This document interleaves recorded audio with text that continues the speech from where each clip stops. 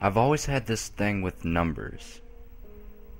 Actually, calling it a thing downplays it completely, because it's more of an obsession. It's gotten so bad that it's sort of become a coping mechanism. Whenever I get anxious or stressed, I observe whatever environment I'm in and just kind of mathematically analyze it.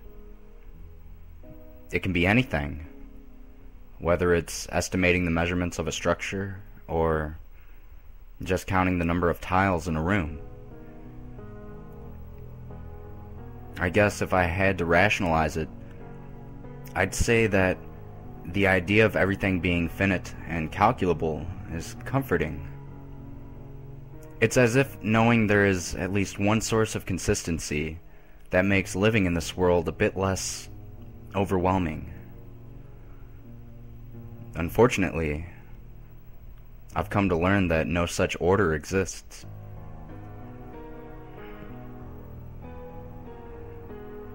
It all started when my friend Robert asked me to come up to Owensworth with him and some of his friends to help bait and scout the area for hunting.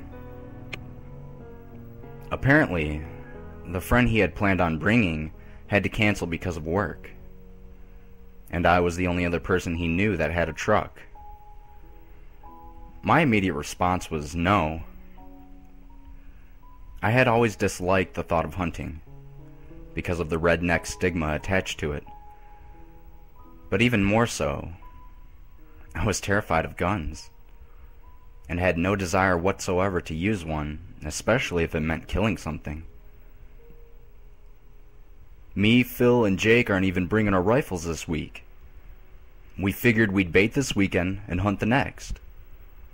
And the past few seasons have been pretty shitty. In fact, we haven't so much as even seen a single deer in years, so we'd figured we'd try something new. Trust me, I wouldn't bring you along otherwise, Robert countered, knowing fully why I refused. Fine, but only if I can bring Spencer, I said, trying as hard as I could not to sound like a kid bargaining with his mother. Of course, just keep your best friend away from our bait. I nodded. We arrived at the campsite around midnight. I got out of the car and immediately felt uneasy. It was dark, and the cries of distant predators only made it worse. Luckily, Robert had brought a few flashlights. I'd wondered where Robert's friends were, and then I noticed they were passed out in the back seat. I signaled Spencer over, and he joined us, panting heavily. I've never been a particular crafty person, so expecting me to help set up camp was laughable. So I just kind of stood there, counting trees in an effort to combat the anxiety. 1, 2, 3. Just as Robert finished, almost as if on cue, Phil and Jake stumbled out of the truck with big, stupid grins on their faces. I'd already come to the conclusion that I hated them both. And we all sat around the campfire, told a few stories, and then decided to retire to our respective tents for the night. Me, Robert, and Spencer in one tent, and Phil and Jake in the other. It took me a while, but I eventually managed to shut out the lycanthropic symphony and fell asleep.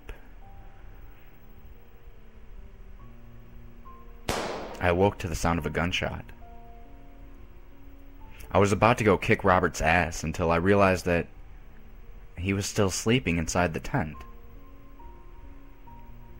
Figuring it was either Phil or Jake at this point, I decided to go look for them and give them a piece of my mind. I grabbed the flashlight, woke Spencer up, and left the tent. I was greeted with the same uneasiness I experienced earlier, but shook it off and started to count the trees as I navigated to the other tent. 1, 2, 3. I peeked inside and saw 2 empty sleeping bags. I scratched my head and looked at Spencer, who seemed just as puzzled as I was. A few seconds later, I heard a sound that nearly gave me a heart attack.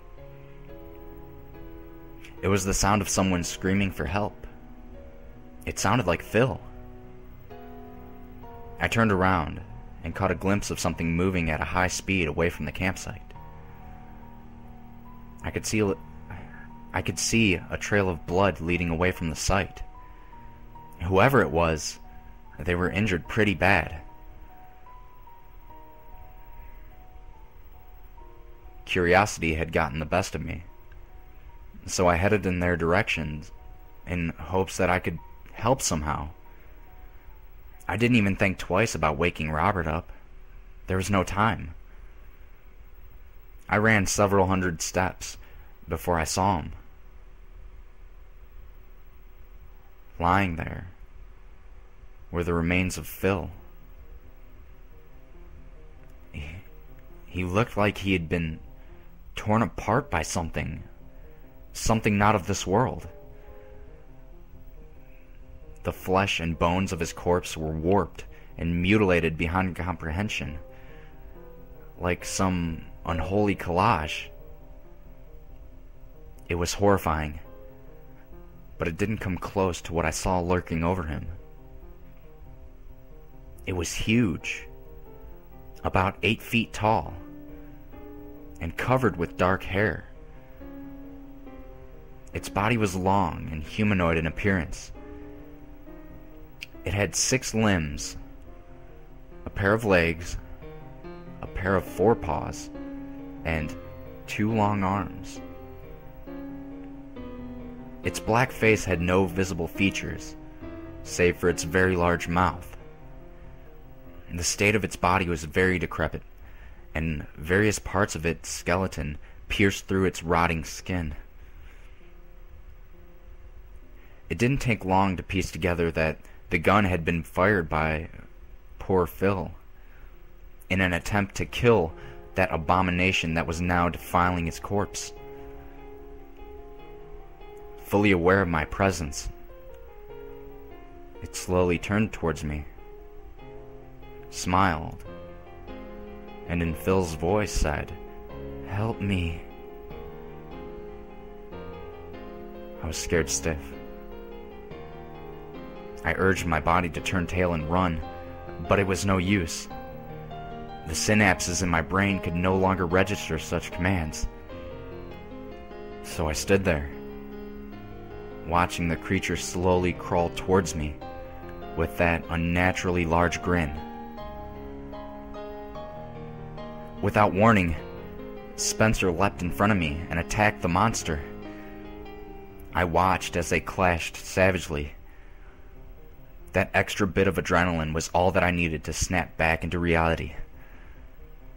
Deep inside, I knew that Spencer stood no chance, so I surrendered my dedication in order to escape. The guilt struck immediately. Tears streamed down my face as I bolted back to the site, all while screaming my lungs out. Upon arrival, I watched as Robert drove away in my truck, leaving me behind. I screamed desperately, "Please, stop!" But he refused to acknowledge my plea in an act of self-preservation. It had all come full circle. I stood there for a moment, sobbing. Seconds later, I heard the familiar howl of a dog coming from behind. I turned around, and to my horror, I saw the creature sprinting towards me. Upon closer inspection, I noticed blood dripping down both sides of its mouth. Spencer had been killed, and it was all my fault. Its vile, bloody visage was the last thing I saw before losing consciousness.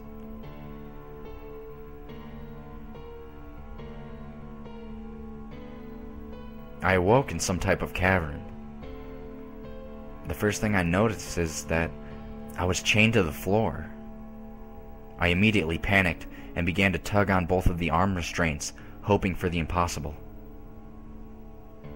As expected, the metal was more than resilient enough to keep me from going anywhere.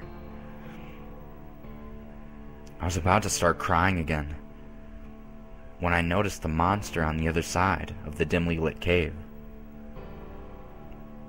It was facing towards me, but it lay completely still. It was sleeping.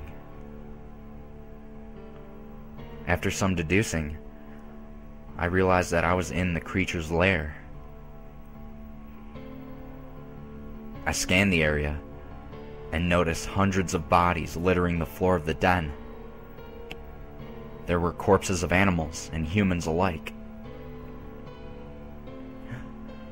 Among the pile of bodies, I spotted the mangled remains of Phil, Jake, and worst of all, Spencer.